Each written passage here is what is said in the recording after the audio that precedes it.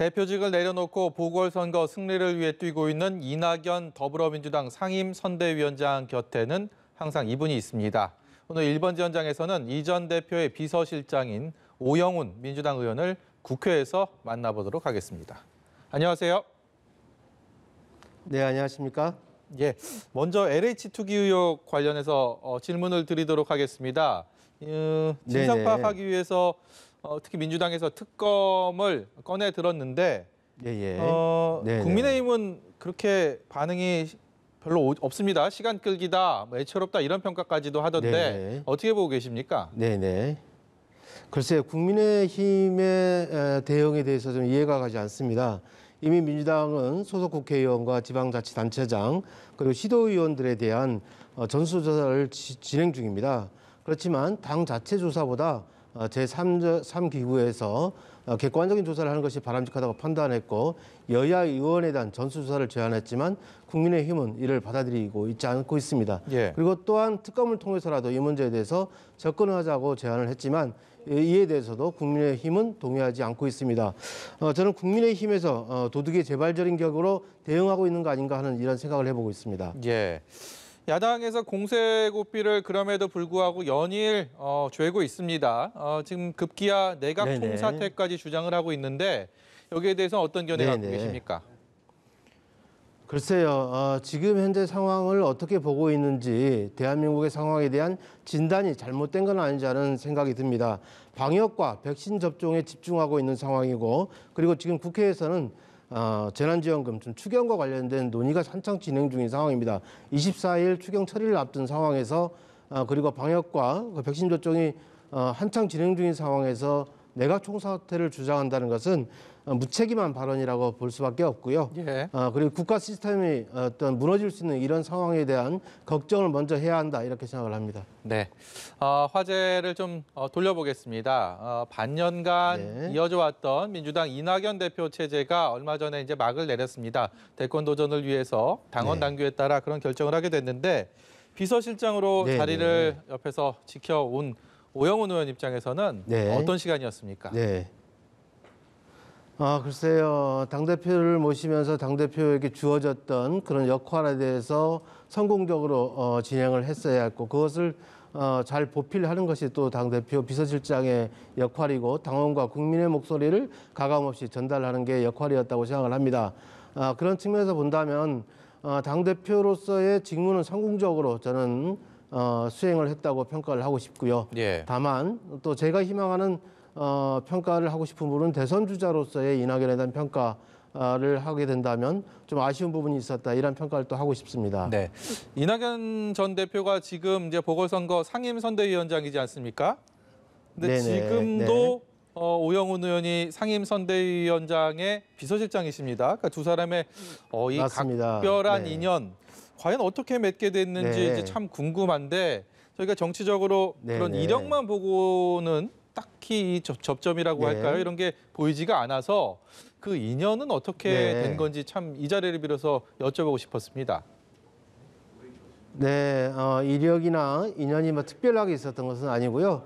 제가 17대 때 강창일 국회의원의 보좌관으로 활동한 적이 있습니다. 당시에도 강창일 의원은 한일의원연맹 활동을 활발하게 했었는데요. 그런 과정에서 한일의원연맹 활동을 같이 했던 이낙연 의원과 당시 의원과 상당히 깊은 교분을 맺고 있는 상태였기 때문에 보좌진으로서 만나게 되었고 그러한 인연이 돼서 20대 국회에서 본격적으로 국무총리로서 또 그런 저는 20대 국회의원으로서 만나면서 좀 더 깊은 인연이 되었다 이렇게 말씀드릴 수 있을 것 같습니다. 그런 깊은 인연을 자타공인 자랑하고 계시니까 좀 더 여쭤보고 싶은 게 있었습니다. 요즘 말로 이낙연 전 대표하면 엄근진, 그러니까 엄숙하고 근엄하고 진지하다 이런 이미지가 대중적으로 확산돼 있는 상황입니다.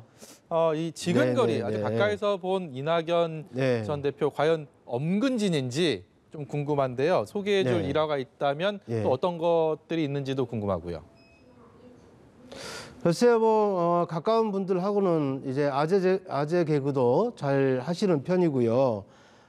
그리고 또 국민들을 위해서는 따뜻한 말을 통해서 위로도 잘 하시는 분이죠.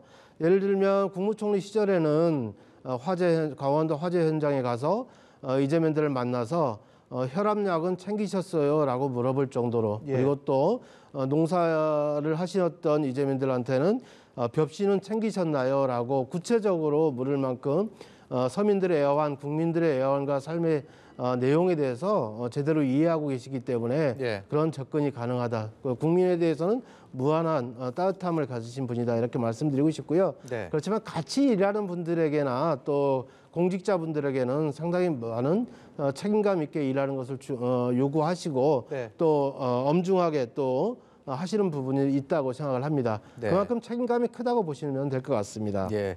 우리 오영우 의원은 말씀 중에 뉴스 속보가 들어왔네요. 그러니까 네. 문재인 대통령이 다음 주 화요일 날 아스트라제네카 백신을 공개 네. 접종을 한다라는 속보가 들어왔고요. 청와대에서는 이 네네. 안전성, 효과성에 대한 논란을 부식하고 솔선수범하는 의미가 있다라고 했는데 지금 백신에 네. 대해서 네. 그 전에 이제 정치권에서 정쟁화 이런 논란들이 있었기 네네. 때문에 대통령의 이번 뭐 네네. 접종 공개하는 것 이 부분에 대해서도 좀 의미가 네네. 있겠죠. 어떻게 보십니까? 그렇죠. 대통령께서 솔선수범 먼저 백신 접종을 하시고 국민들의 걱정을 덜어드리겠다는 그런 말씀이신 것으로 이해가 되고요. 예. 국민들이 다소 안심할 수 있지 않을까 생각을 합니다. 네. 그리고 또한 정치권에서도 필요하다면 방역 당국의 지침에 따라서 먼저 백신 접종을 할 수 있다면 그렇게 하는 조치도 뒤따를 수 있다라고 생각을 합니다. 네. 이낙연 전 대표 얘기하다가 백신 얘기 잠깐 했는데 그 얼마 전에요. 이낙연 전 대표가 이 네네. 민생 탐방 나섰다가 이 계란을 네. 맞는 봉변을 당했습니다.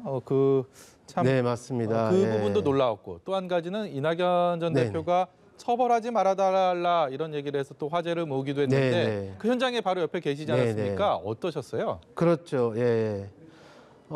저희들이 춘천에서 전통 재래시장을 탐방하고 있는 중이었고요. 민생 네. 현장의 목소리를 듣는 과정이었는데 전방 한 50m 지점에서 시위가 있구나 하는 것을 느꼈는데 네. 어떤 내용인지 알 수가 없었고요. 그래서 소리를 지르고 고함을 지르는 상황이었습니다. 그래서 제가 이 대표에게 또 전달할 내용이 있다면 말씀을 주십시오. 또 건의문을 주십시오. 이렇게 말씀을 했는데도 불구하고 계속 욕설과 그리고 또 계란이 날라들었습니다. 그런 과정에서 막을 수 있는 상황이 좀 안 되었고요. 그래서 그 중에 몇 개를 맞게 되는 이런 안타까운 상황이 있었고요. 예.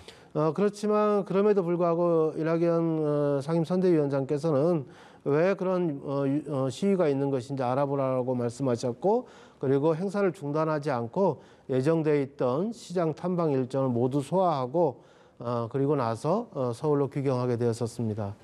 예.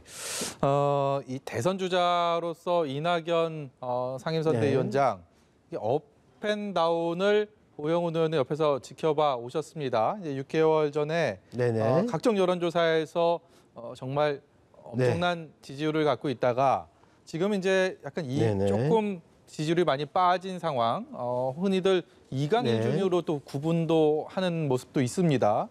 다소 이렇게 좀 네네네. 고전하고 있는 그런 양상인데 1년 정도 대선이 남은 네네. 상황, 다시 업을 할 수 네. 있는 반등의 기회, 반등의 포인트 어디에 예. 있다고 보십니까? 우선 지금 현재 상황, 국난의 상황에 대해서 극복하는 리더십을 지난 당대표 6개월여 동안의 과정에서 충분히 보여줬다 이렇게 생각합니다. 특히 개혁 입법을 진두지휘하는 모습 속에서 네. 400여 건이 넘는 법률안을 통과시키는 그런 업적을 발휘를 했습니다. 시간이 지날수록 그 부분에 대한 국민들의 평가가 있을 거라고 생각을 합니다. 그리고 당의 리더십을 확고히 세우는 데 있어서도 당원들로부터 평가가 있을 것이라고 보여지고요. 예. 다만 지금 현재의 상황이 백신 접종과 그리고 또 방역에 대한 상황이 진정되지 않으면서 그런 위기감들이 우리 당에 대한 지지율의 어떤 제고가 이루어지지 않고 또 이낙연 상임선대위원장에 대한 지지율 네. 제고로 이루어지고 있지는 않지만 이제 당대표를 또 내려놓으셨기 때문에 어떤 이낙연의 정치인 이낙연으로서 본인의 대한민국의 비전에 대해서 구체적으로 메시지를 제시하고 그리고 또한 분명한 자기 입장을 얘기해 나간다면 충분히 지지율 제고를 이뤄낼 수 있다 이렇게 생각을 합니다. 이미 당대표, 원내대표 당 교섭단체 대표연설을 통해서 예. 신복지 체계 구상을 밝혔듯이 네. 대한민국의 국민들의 행복한 삶을 제고하기 위한 그런 다양한 정책들을 앞으로도 더 구체적으로 밝혀나갈 거라 생각합니다. 예, 이번에는 이낙연 전 대표 말고요. 오영훈 의원에 대한 질문 좀 하겠습니다. 지난달 임시국회에서 제주 4.3 특별법 개정안이 통과가 됐습니다. 제주에서 나고 자란 그렇습니다. 오영훈 의원에게는 정말 큰 의미가 특히나 더 있을 것 같은데 제주에 봄이 왔다라고 이렇게 감격까지 하셨습니다. 이 법 개정으로 어떤 것이 앞으로 바뀌게 되는 겁니까? 대한민국 과거사 문제에 획기적인 진전을 이룬 법 개정안 통과했다고 생각을 합니다.